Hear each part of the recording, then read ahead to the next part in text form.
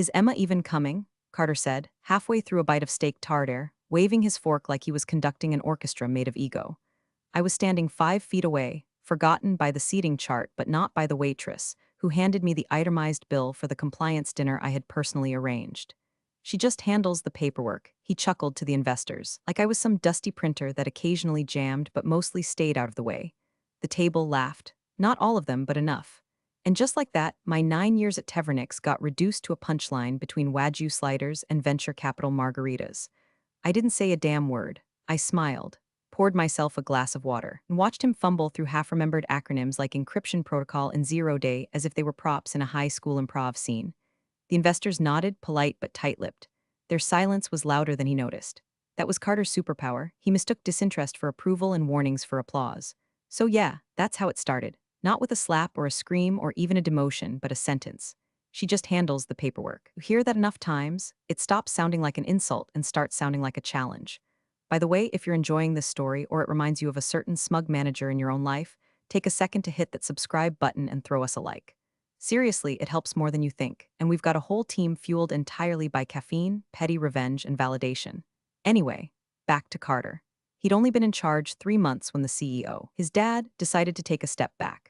That's rich, considering his idea of stepping back involved daily Slack messages asking why the new fridge filter hadn't arrived. But he handed Carter the keys to the kingdom, and the frat boy prince wasted no time turning our mid-size compliance-forward software company into his own personal startup playground. First came the branded hoodies, then the kombucha fridge, then the silent replacement of our project tracking system with a Notion board titled the Hustle Hub. I wish I were joking. Suddenly, our VP of InfoSec was reporting to a guy named Blake, whose biggest credential was a podcast called Disrupting Disruption. Our marketing lead was replaced by Carter's old roommate from Chilane, whose LinkedIn profile just said vision.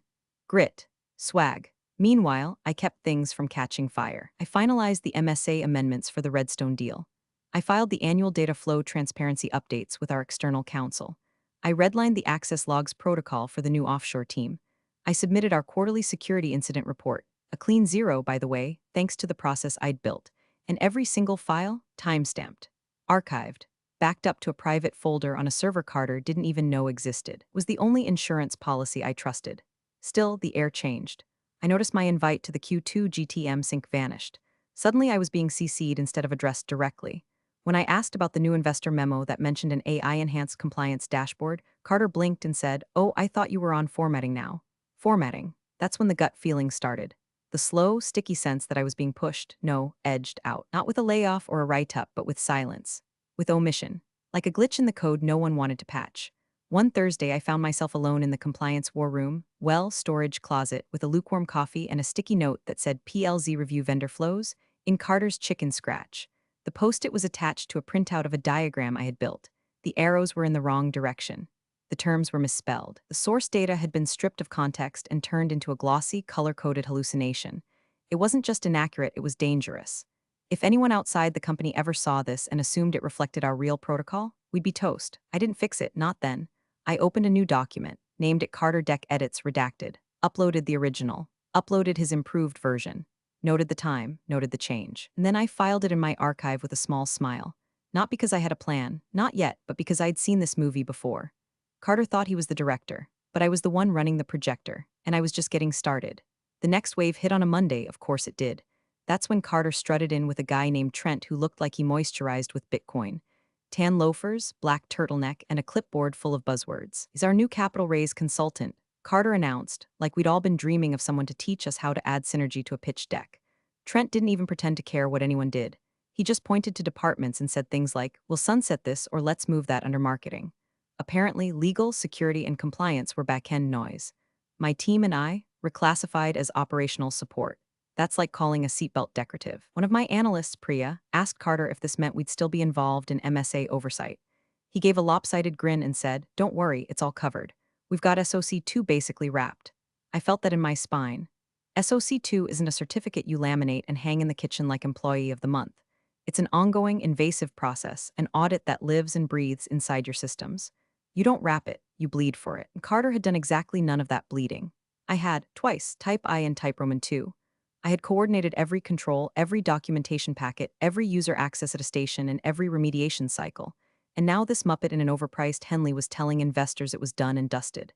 I said nothing. That's the part that kills me in hindsight. I didn't argue. I didn't storm out. I just nodded like a well-trained ghost, a relic. It wasn't fear, it was strategy. Because if Carter was going to fabricate a compliance protocol out of vape smoke and LinkedIn slides, I was going to make damn sure I wasn't holding the brush when he painted the lie. Later that day, I got an email from legal asking me to confirm receipt of MSA sign-off delegation. It was a formality, but it confirmed what I already suspected. Carter had officially removed me from the chain of authority. He replaced my signature line with a dotted line box labeled Executive Review, which in Carterese meant himself or worse, Trent. My palms didn't sweat. My voice didn't crack. I just printed the email, circled the line with a red pen, and filed it in the same archive folder as Carter's fake flowchart. Then I opened a new browser tab, typed slowly. Federal Auditor Certification, SOC2 Specialization, Expedited Pathway. Application portal blinked to life like a dare. It wasn't revenge. Not yet, it was armor. See, in our industry, being a certified federal auditor with SOC2 credentials is like being a nuclear technician in a room full of kids playing with matches. It doesn't just give you knowledge, it gives you legal teeth. If you see something fraudulent, you're required to report it. And if you don't, you're on the hook. So I filled out the forms, uploaded every credential I had, every audit I'd led, every data control policy I'd authored from scratch while Carter was still trying to remember the Wi-Fi password. I hit submit, paid the fee out of my own pocket, and then I waited. 2 days later, during a company culture offsite at some boutique brewery, Carter grabbed the mic during trivia night and shouted, "Big news coming next week. $300 million big." Everyone cheered. I sipped my ginger ale and stared at the label. Back in the office, the pitch deck started circulating. Trent sent it out like gospel. I opened the PDF and skimmed it with my jaw clenched. There it was, slide 14, SOC2 certified bulletproof controls. Underneath, a diagram Carter had clearly Frankensteined from 2 different systems we hadn't used in over a year. This wasn't just sleazy. It was dangerous. The kind of thing that could trigger legal repercussions if investors ever felt misled. So I flagged the file. Saved it with a new name, Tevernix Investor Pitch Fraud Risk Draft 1, PDF, filed it in a locked folder, and waited for my license to arrive. It's funny, people think silence means powerlessness, that sitting still is surrender.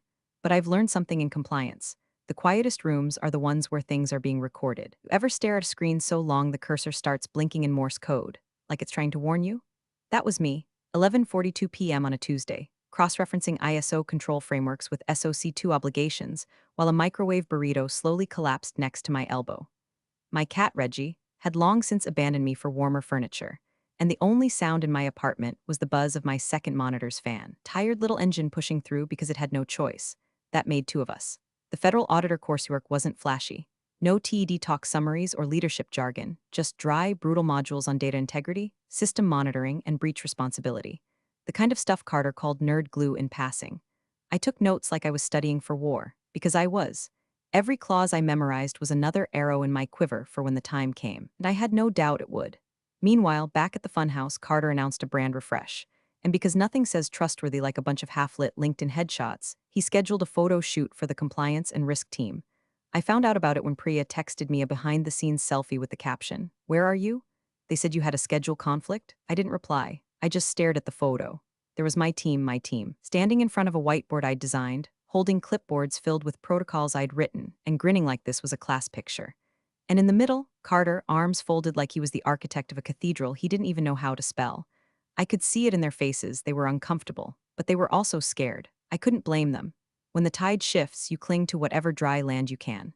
Later that day, Carter sent out a company-wide email with the subject line, Operational Clarity Update, New Focus Areas.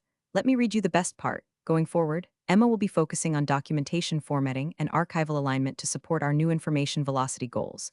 Please route all strategic compliance queries to Blake or myself. Archival alignment. Information velocity. I read the sentence 3 times, like it might unsay itself if I looked hard enough. Then I laughed, loud, full-body laughed until I coughed. It was that kind of laugh, the one that holds back a scream by the throat. I forwarded the email to my personal account, saved the raw HTML version, dragged it into a folder titled Public Revisionism Carter Edition. Timestamped as always. I didn't reply, didn't push back, didn't even blink. Instead, I opened a terminal window, typed a script. What it did was simple. It logged into our internal compliance Slack channel using a service account I had admin rights to still somehow and set up a secure auto backup. Every thread, every file, every private DM mentioning the word audit, SOC, investor, or Emma. The files were encrypted and dumped hourly into a cloud vault no one else had access to. Not legal, not IT, not even God himself if he forgot the password. I didn't do it out of paranoia. I did it because I'd seen what came next. Carter was on a timeline. The pitch meetings were ramping up. The investors wanted due diligence materials. And the thing about due diligence is, it gets real quiet right before it gets real loud. That silence, that delay in signing, that sudden request for one more doc, it's the tell. And Carter, in all his kombucha-soaked confidence, thought he could coast through it with enough buzzwords and next-gen compliance visualizations. But none of that could hide the fact that the only person in the building who knew what control mapping even meant had just been reassigned to fonts. So I gave them fonts. I reformatted the entire vendor risk report in Comic Sans and waited for someone to notice. No one did, and that told me everything I needed to know. It came in a nondescript envelope, no ceremony, no gold seal, just a crisp piece of cardstock tucked behind a letter from the Office of Federal Certifications, declaring that Emma S. Halden was now a licensed auditor under the Federal Risk and Authorization Management Program, SOC2 specialization, effective immediately. I stood in my kitchen holding that envelope like it was radioactive. I didn't cry. I didn't cheer. I just slid the letter back in, sealed it inside a fireproof folder, and placed it under the sink behind a box of expired dishwasher pods. That's where I kept the important stuff. Things I couldn't afford to let anyone see, not because I was hiding, but because I was waiting. Timing matters, especially when you're about to walk into a minefield.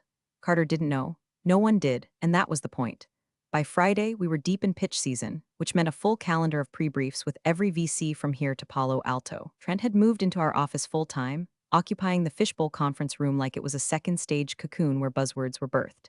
He brought in whiteboards, candles, a Bluetooth speaker that only played ambient house music, like we were trying to manifest a funding round via vibration. At the investor pre-brief with Avex Capital, I was asked to sit in silently for support. No chair was offered, so I stood in the back, near the glass, like a potted plant someone forgot to water. Carter was wearing a new sport coat, and that slicked back hair he thought made him look like a young visionary, but really made him look like a guy who overcharged for car washes. Trent opened with fluff. Carter followed with flash. And when the senior partner from Avex finally asked about system-level risk mitigation, Carter gave the kind of answer that made my teeth itch. "Oh, we've got protocols," he said. The hand waved like he was batting away a fly. Full stack controls, streamlined audit trails, were locked in. There was a pause. The investor narrowed her eyes, and who manages that internally? Carter flashed his patented grin. "We've got a lean risk team, no red tape, operationally agile. We monitor weekly. Nothing gets past us." My nails dug into my palm. That was a lie. Several, actually. We hadn't done a real risk posture assessment in 4 months. Weekly monitoring was scrapped in favor of automated dashboards Trent installed, which, by the way, hadn't been vetted by anyone from security. The so-called risk team was now 3 junior analysts reporting to Blake, whose idea of due diligence was checking Google Calendar for double bookings. The binder in my bag felt heavier, because I had started one. Not company-mandated, not part of my document formatting duties. Just mine. It was black leather. Zippered, discreet. Inside were screenshots of altered diagrams, side-by-side comparisons of approved VS pitched controls, metadata logs showing who edited what and when. Every page was sourced, dated, and annotated. I even included a copy of my new license, nestled in a plastic sleeve right behind a note titled, "Exhibit a Misrepresentation of Security Controls, Section 4.3b. That note wasn't for me. It was for whoever would need to read it. After the Avex meeting, Carter did his usual victory lap, fist-bumping Trent in the hallway like they'd just closed Series C. "That's how we do it," he said, walking past me like I was a ficus. I gave him a smile so small it could have been mistaken for a twitch. Then I walked to my desk, opened the investor pitch PDF, and added a comment in my local copy. Slide 14 diagram falsified. No system-level mapping verified. Potential violation of compliance representation standards. Flag high, saved, encrypted, archived. Some people think control is loud, slamming doors, shouting matches, walking out. But real control, it's quiet. It's knowing that the moment someone pulls the wrong thread, the whole thing unravels. And I had just started stitching the edges. It showed up on my desk like a corpse in a comedy, dressed up, smiling, and very, very dead on the inside. The float chart, 4 pages long, color-coded. Branded with our new logo, an abstract hexagon Trent claimed symbolized data harmony. What it actually symbolized was bullshit. At first glance, it looked legitimate: workflow boxes, arrows, compliance lingo peppered in just enough to look real. But if you had even a passing relationship with how our systems actually worked, it was obvious this diagram had been built by someone who thought multi-factor authentication meant asking twice. Worst part? My name was still listed at the bottom. Approved by Emma S. Halden, Compliance Operations Lead, like a forged signature on a fake check. I stared at it for a solid minute. Then I stood up, walked over to the supply closet, and pulled a red sticky tab from the back of a drawer, the kind I used for legal exhibits. Came back to my desk, peeled the backing off, placed it neatly in the corner of the float chart, and wrote in sharp black pen, "See Appendix A." Then I signed my initials in the lower right margin, exactly as instructed. It wasn't agreement, it was a breadcrumb. You see, Appendix A didn't exist, not yet, but it would. Because when the time came, and I had no doubt it would, Appendix A was going to explain, in excruciating detail, why the contents of that flowchart were materially false. It would show what data had been omitted, what controls were misrepresented, and how it all got sanitized to look VC-friendly. And my initials wouldn't be consent, they'd be evidence. That's what people like Carter never understand. Paper trails don't always lead where you want them to. By the time I looked up, my intern Josh was standing there holding a binder against his chest like it was a shield. Kid was smart, new, eager, nervous as a chihuahua in a thunderstorm. He glanced down at the float chart and then at me. "Are we in trouble?" I didn't look up from my screen. "We will be." He blinked. "Like legal trouble?" I finally met his eyes and offered the calmest smile I could manage. "Just make sure your inbox is clean, and don't reply to anything Blake forwards without checking the original source." Josh nodded and backed away like he'd just touched a live wire. Smart kid. I turned back to my screen and opened the project archive. Made a new folder, pitch materials submitted/altered, dragged in the flowchart, scanned the original Carter-approved deck, and marked every diagram that had been replaced since my last clean version. Then I clicked Request Print Copy from the internal admin portal, selected 2 full-color copies of the most recent investor pitch deck. When the print manager popped up with a form asking for reason for record, I typed Internal Archival and Legal Version Control, ref, possible misrepresentation pending review. I figured I'd be the only one reading that message. But if I wasn't, even better. By the end of the day, the decks arrived in an unmarked envelope. I didn't trust our central mailroom, so I walked down myself and pulled them off the tray before anyone else could get curious. The binder at home was getting heavier. Each tab, each page, each annotated margin. It was a quiet little indictment growing fatter by the hour. And with every lie they put on paper, I let them bury themselves one layer deeper. I didn't shout, I didn't warn. I didn't plead for a seat at the table. I just kept the receipts and let the printer do the talking. The chairs were arranged in a perfect arc, like some corporate Stonehenge meant to summon Series C capital with buzzwords and espresso. Everyone had a nameplate, everyone but me. I was seated in the far corner of the room, half hidden behind a monstrosity of a potted plant someone had wheeled in to make the space feel organic. The only thing organic about it was the mold creeping up from its overwatered roots. No one looked at me, that was fine. Carter strutted in 5 minutes late, sleeves rolled, blazer slung over his shoulder like he'd just stepped off the cover of Forbes, Nepotism Edition. He dropped into his chair, clasped his hands together like a youth pastor about to sell salvation, and said, "Let's talk about certainty." It was pitch meeting number 5. Today's audience, Lorwyn partners, big, sharp, and quiet. The kind of people who never raised their voice, never asked the obvious question first. They'd let you spin your story, smiling, nodding, until one of them slid a single line across the table that gutted your whole narrative like a fish. Carter didn't notice. He was in flow. Tevernix, he declared, is building something that transcends mere software. We're building trust at scale, predictive resilience, and above all, compliance you can bank on. He clicked to slide 14. The fake flowchart filled the screen in glorious, expensively printed color. Our audit trail, Carter said, tapping the screen with a capped Sharpie, is bulletproof. End-to-end visibility. Every system tied to a protocol, every protocol tied to an owner. No gaps, no ghosts. We don't just pass audits, we preempt them. I didn't blink. The Lorwyn team remained stone-faced. One of them, a woman in a slate-gray blazer with a yellow legal pad, leaned forward slightly. "Can we get verification from your compliance lead?" The silence that followed was thick enough to chew. Carter laughed. "Oh, Emma?" He gestured vaguely over his shoulder in my direction, not bothering to turn. "She just handles the paperwork." My heart didn't race. My hands didn't shake. I just stared at the back of his smug little head and let the words settle. "She just handles the paperwork." I opened my leather folder, not with drama, no slam, no fanfare. Just a quiet zip, like unsealing a document that had been waiting patiently for its moment. Inside were neatly labeled tabs. Slide 14 diagram misrepresentation, signature logs alteration timeline, SOC2 control matrix submitted vs actual, Appendix A auditor notes, and behind it all, nestled like a hidden blade, my license. I didn't take anything out, not yet. I just let the folder rest on the edge of the table, closed but present, like a sleeping animal that could wake up if poked. From across the room, I saw one of the Lorwyn partners glance at it. He raised an eyebrow, then looked back at Carter. Carter, oblivious, kept going. "We've aligned all our control layers under a single dashboard. Fully auditable, real-time alerts. Our last 3 quarterly reports, clean. No anomalies," which was funny because I had copies of all 3. And I knew for a fact that Q2 had a flagged anomaly that was manually suppressed from the report. Internal stillness. That's the only way I can describe it, like the eye of a storm where everything is calm, not because it's over, but because it's about to start. From the hallway, I heard someone knock. A Lorwyn assistant stepped in, whispered something to the lead investor. He nodded. Let's take a short break, the lead said. 5 minutes. Then we'll continue with risk alignment. Everyone stood. Carter clapped his hands like a coach at halftime. I stayed seated, just me and the folder. When they filed back into the room, the energy had shifted. Subtle but real, like the temperature had dropped a few degrees. The Lorwyn lead investor had taken off his blazer and rolled his sleeves. His expression wasn't angry. It was something worse, curious. Carter didn't notice. He bounced back to his chair like he'd just sealed the deal in the hallway, gave a half laugh, tossed a casual, all right, where were we? And tapped his laptop like the pitch had never paused. He was back on script. But the Lorwyn associate in the gray blazer was no longer taking notes. She was watching him like a hawk watching a mouse pretend to be a lion. So, she said, and resting quietly on her pad, you're stating on record that Tevernix is SOC2 compliant as of this quarter?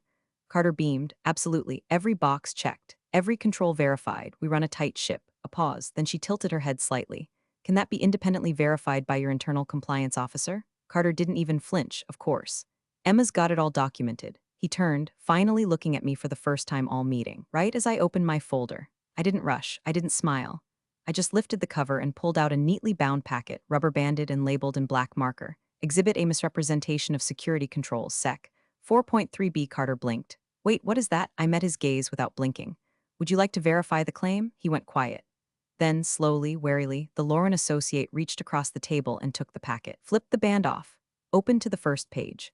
Page 1, side-by-side screenshots of the original flowchart versus Carter's modified version, color-coded, timestamp metadata intact. Page 2, Slack logs showing internal objections from the compliance team, highlighted, dated, unresolved. Page 3, an email chain where Carter had replied LOL make it sexier in response to a flagged security concern.